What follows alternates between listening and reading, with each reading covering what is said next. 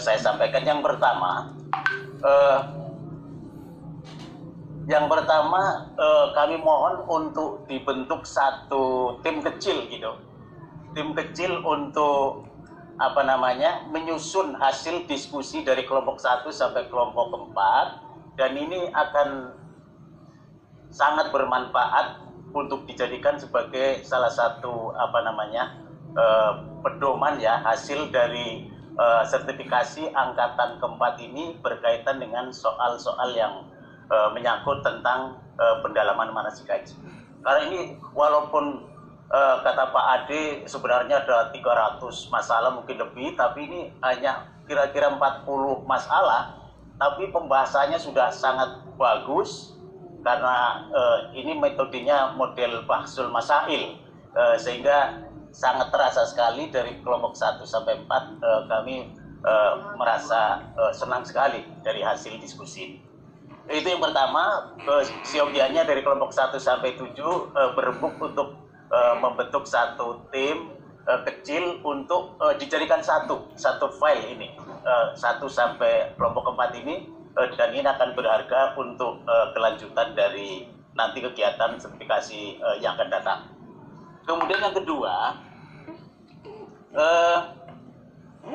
tentu ini masukan juga untuk kelompok 1 sampai kelompok 4. Tadi kami mendengarkan tentang sholat di luar Masjidil Haram. Yang kedua tentang sholat Jumat barangkali itu di pondokan atau di hotel.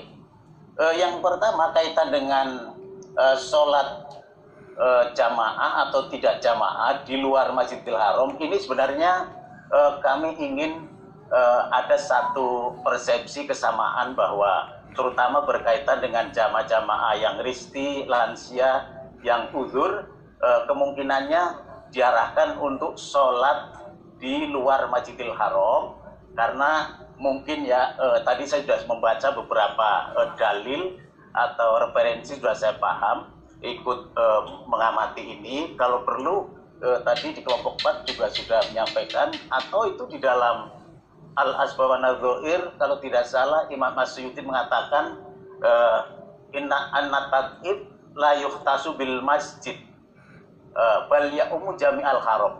Barangkali ini mungkin ada tambah-tambahan untuk penyempurnaan sehingga pada penyusunan tim kecil akan lebih bagus lagi.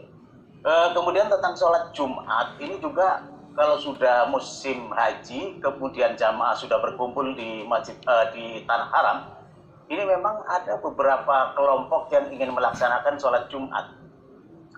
Sementara dari pihak penyelenggara haji untuk daerah Dakar Mekah itu tidak tidak ada program untuk memberikan jamaah melaksanakan sholat Jumat di pondokan atau di hotel gitu.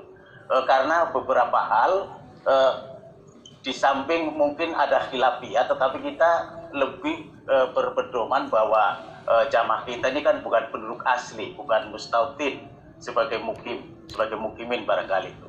Jadi mohon ada kesamaan persepsi nanti di dalam memperbaiki hasil diskusi ini.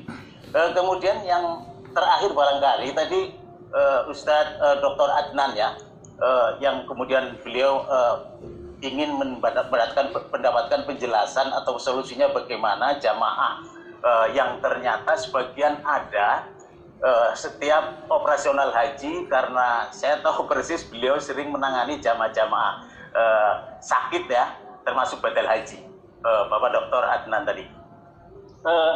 Yang menjadi pertanyaan tadi, ada jamaah tidak dibawa ke Arafah dan juga tidak disafari wukufkan. Ini sebenarnya sebelum tahun 2017 kalau nggak salah, kita mengambil satu kebijakan bahwa semua jamaah harus wukuf, walaupun ada sebagian wukufnya dengan safari wukuf.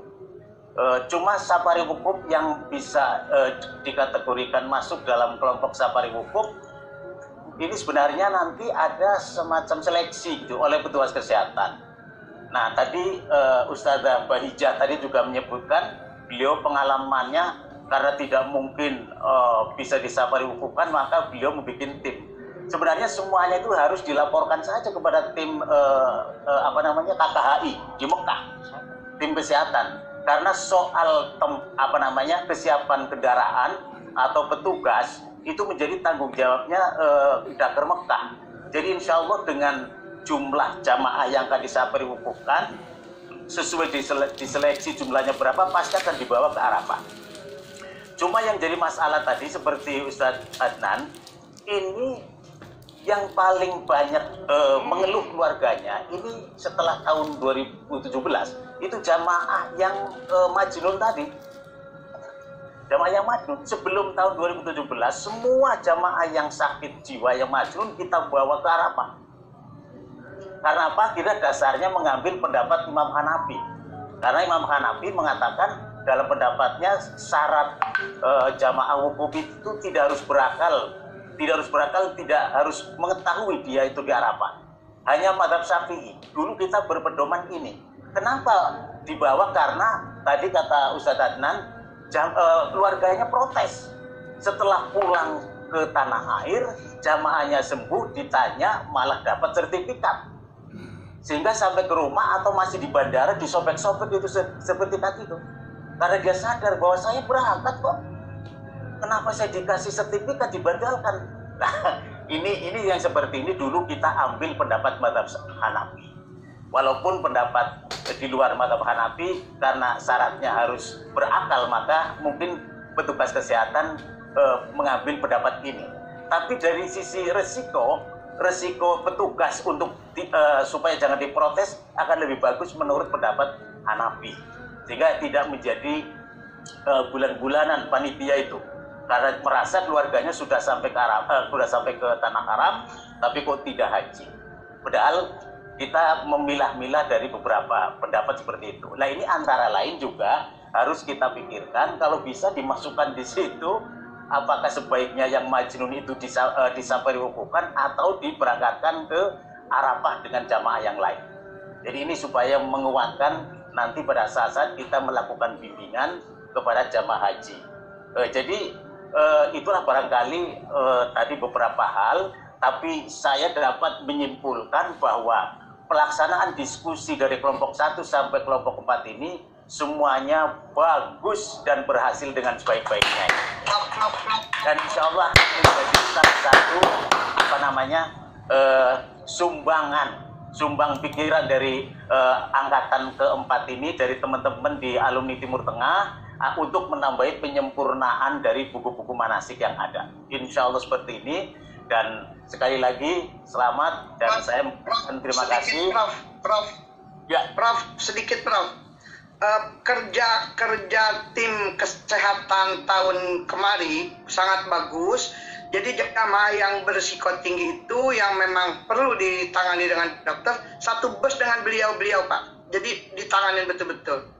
Baik. Super pokoknya sekarang, alhamdulillah. Baik. Alhamdulillah. Kebetulan tahun 2019. Jadi catatan itu. Baik. Jadi tahun 2019 kebetulan saya bersama dengan Dr. Adnan tadi, saya termasuk tim konsultannya untuk melaksanakan safari wukuf dan badal haji pada tahun 2019 bersama Pak Kiai Ade Marbudin ini.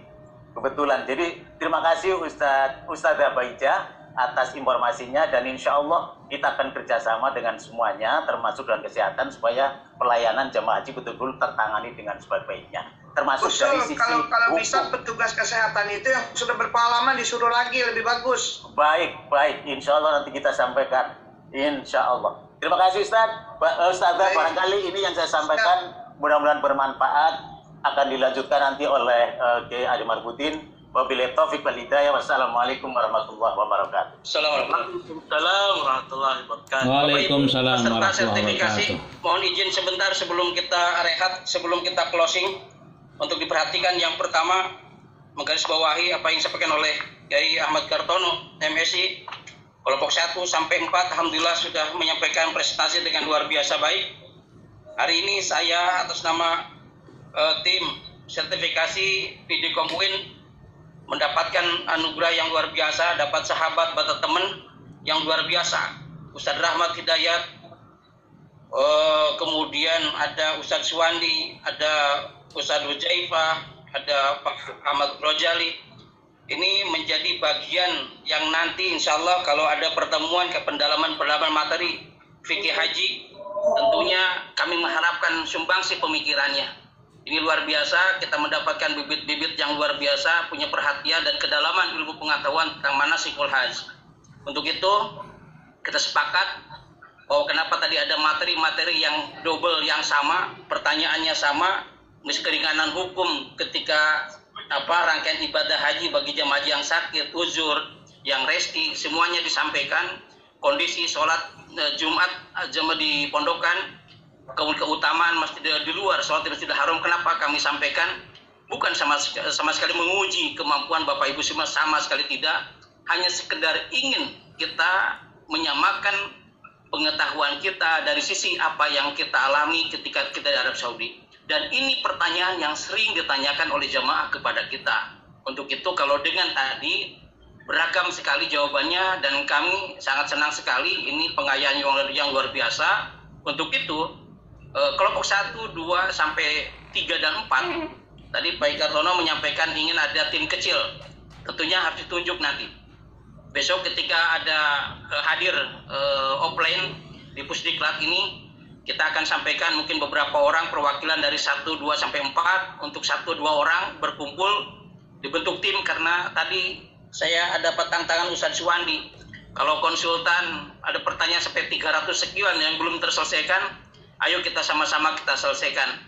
Saya kira nanti akan melahirkan sebuah buku saku, buku kecil tentang persoalan-persoalan ibadah haji manasikul haji selama di Arab Saudi.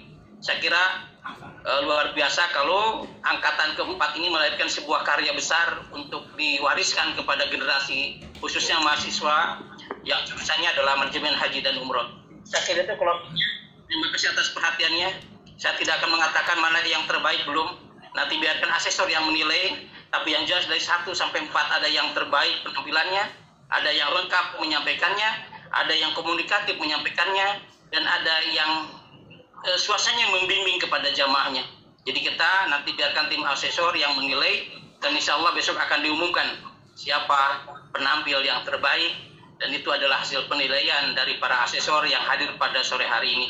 Sekali lagi, terima kasih atas perhatiannya, dan mohon maaf bila dalam 4 jam kita dari jam 1 sampai jam 6 ini kita berkumpul mendengarkan tausiah-tausiah yang luar biasa tentang manasikul haji, dan sampai nanti ba'da isya jam 19.45 kita akan kumpul kembali dalam rangka satu materi adalah persiapan micro guiding, di mana persiapan Bapak Ibu untuk pengujian akhir dan besok akan dilakukan di Pusdiklat ini.